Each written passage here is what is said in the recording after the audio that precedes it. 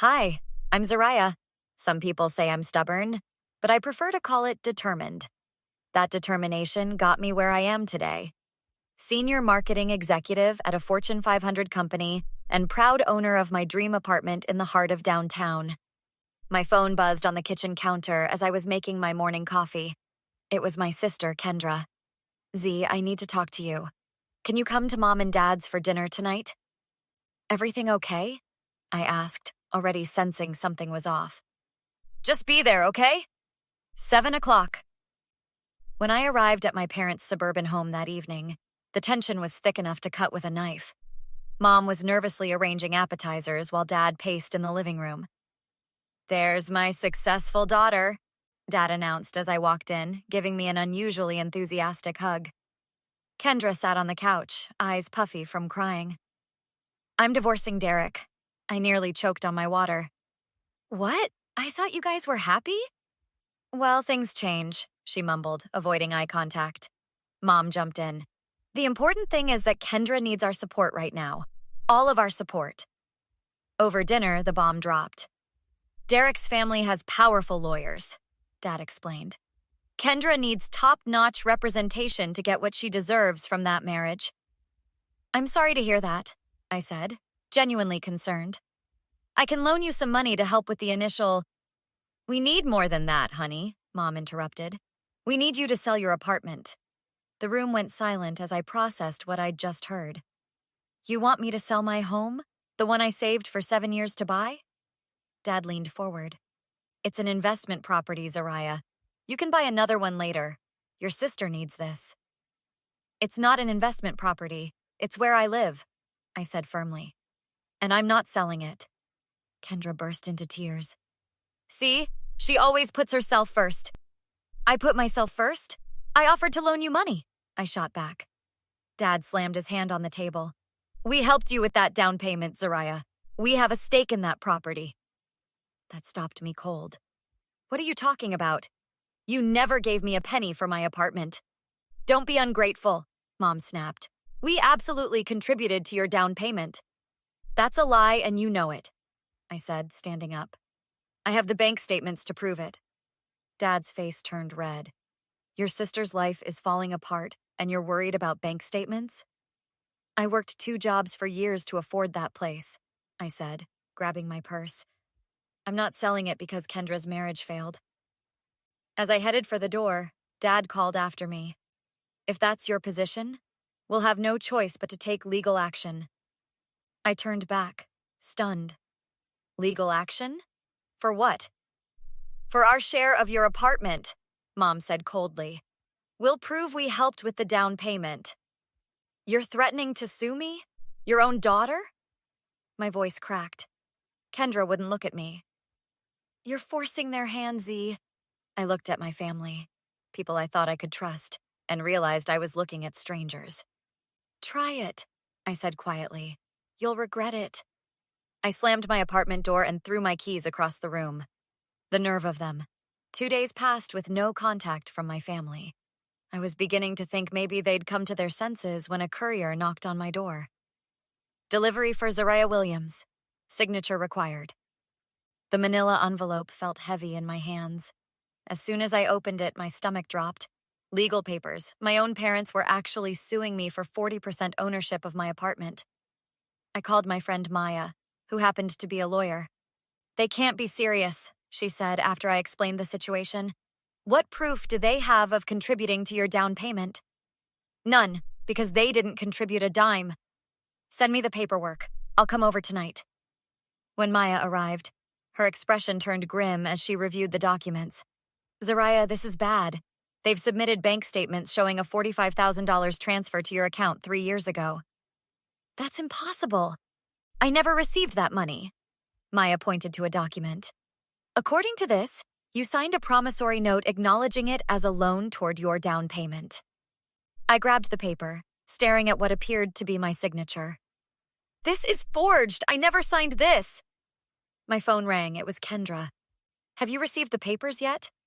You knew about this? How could you let them do this? Look, it's not personal. We just need the money. Derek's fighting me on everything. I gripped the phone tighter. So you and our parents decided to fabricate evidence and sue me? That's your solution? Mom and Dad helped you your whole life. It's time you help the family back. I need to see you. Now, I demanded.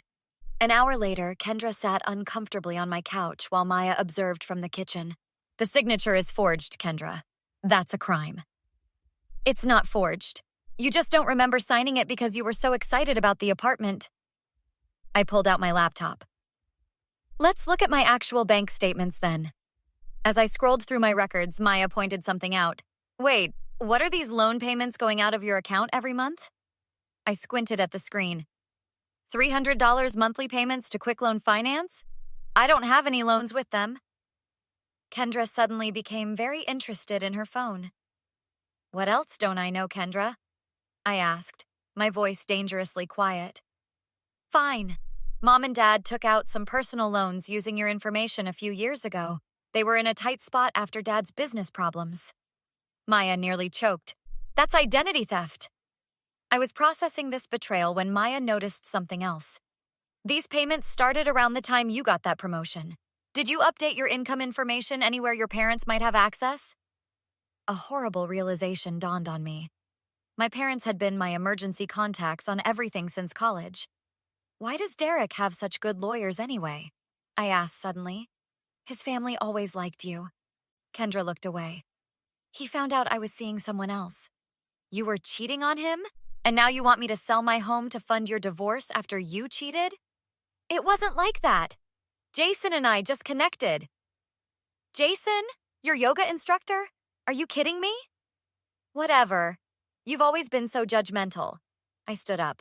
Get out, and tell Mom and Dad I'll see them in court.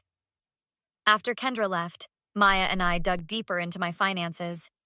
We discovered 3 different loans taken out in my name, credit cards I never applied for, and a trail of financial manipulation going back years. We need to gather every piece of evidence, Maya said, determination in her eyes. Bank statements, credit reports, everything, and we need to file a countersuit. I nodded, rage turning to cold resolve. They want to play dirty? Let's show them how it's done. Over the next week, Maya and I built our case like we were preparing for war. We spread documents across my dining table, connecting the dots of my parents' deception. The forgery is our strongest point, Maya said, examining the fake promissory note. But we need more to show a pattern of behavior. My phone buzzed with an unknown number. I almost ignored it. Hello? Zaria, it's Derek, Kendra's... Well, you know. I nearly hung up. What do you want, Derek? I heard about what your parents are doing. Kendra let it slip during a settlement meeting. And I think you should know they tried this before, with your cousin Tasha 3 years ago. My heart raced. What are you talking about? They claimed they loaned her money for her food truck business. When she couldn't pay, they threatened legal action. She ended up giving them her savings to make it go away. I scribbled notes as Derek continued. Check with your Aunt Jackie, too. There was something about co-signing for a car. After hanging up, I called my cousin Tasha, who confirmed everything. I was too embarrassed to tell anyone, she admitted. Uncle Robert and Aunt Linda swore they'd help me start my business, then claimed I owed them double. 3 more calls to extended family revealed similar stories. A clear pattern emerged. My parents had been financially manipulating family members for years. We need to get them on record, Maya advised. Set up a meeting. I'll show you how to legally record it. I texted my parents. We should talk about resolving this before court. Coffee at my place tomorrow? Their eager response came minutes later. The next day, my recording app was running when they arrived. Mom looked around my apartment with calculating eyes. Nice place. Worth every penny of our investment. That's what I wanted to discuss, I said calmly. I've been reviewing my finances, and I can't find any record of your contribution. Dad waved dismissively. We gave you cash. You deposited it yourself. $45,000 in cash? That would trigger banking reports. There's no record of that. Well, we didn't give it all at once, Mom backpedaled. It was over time. So not what the promissory note states? The one with my signature? Dad shifted uncomfortably. Look, The exact details aren't important. What matters is family helping family. Like you helped Tasha with her food truck? Or Aunt Jackie with her car? Their faces fell. You've been talking to people you shouldn't, Dad warned. I've been talking to family you've scammed, I fired back. How many others are there? Mom stood up. We've done nothing wrong. We helped you when you needed it, and now you need to help your sister. By giving up my home for her a fair cause divorce? Kendra made a mistake. People make mistakes. Like forging documents? Taking out loans in my name? Those kinds of mistakes? Dad's face reddened. You can't prove anything. I slid a folder across the table. Actually, I can.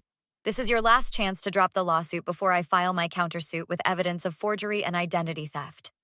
Mom laughed. You wouldn't dare. We're your parents. Parents don't steal from their children. Dad grabbed the folder, skimming its contents. These are bluffs. We're proceeding with our lawsuit. Final answer? Final answer, Mom snapped. See you in court. After they left, Maya emerged from my bedroom where she'd been listening. That was perfect, she said, stopping the recording. Couldn't have gone better if we'd scripted it. I felt empty despite our success. They didn't even hesitate. Some people can't back down, even when they should, Maya said, squeezing my shoulder. Let's finish building our case.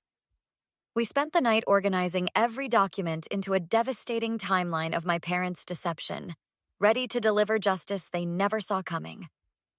The courtroom fell silent as Judge Watkins reviewed our evidence. These documents show a disturbing pattern of financial manipulation and identity theft.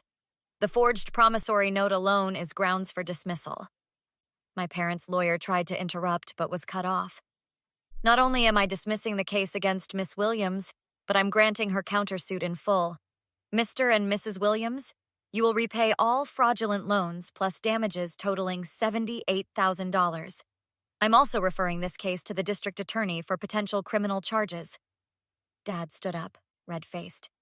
This is outrageous. We're her parents. Parents don't commit fraud against their children, the judge replied coldly. Outside, Maya hugged me while my parents hurried past. It's over. You won. A week later, Kendra showed up at my door, looking disheveled. My divorce settlement fell apart. Derek's lawyer used my affair as evidence. I'm getting nothing. And you came here because I need a place to stay, just until I figure things out. I laughed bitterly. After everything you did? I'm sorry, okay? I was desperate. Mom and Dad convinced me we had no choice. Sisters don't try to take each other's homes. Sisters don't forge documents or help commit identity theft. Please, Z, I have nowhere else to go. Mom and Dad had to take out a second mortgage to pay you back. That's not my problem. They created this situation. So you're just going to throw me out on the street? I opened the door. Just like you were willing to make me homeless.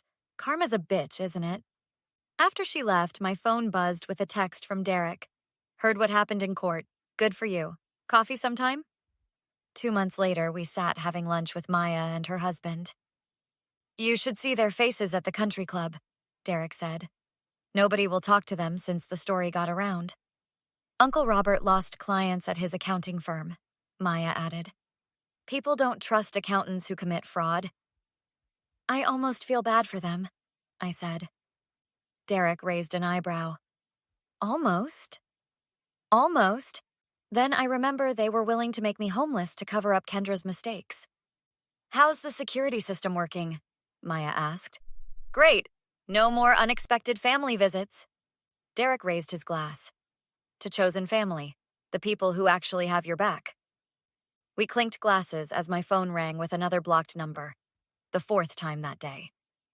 I silenced it without a second thought and turned back to the people who had stood by me. My home was secure, my future was bright, and my real family was sitting right here at this table. What would you do if your own family tried to steal your home and committed fraud against you? Would you forgive them eventually because blood is thicker than water? Or do you believe some betrayals are simply unforgivable? Share your thoughts in the comments below. If you enjoyed this revenge story, don't forget to hit that like button and subscribe for more stories about standing up to toxic people. New videos every day.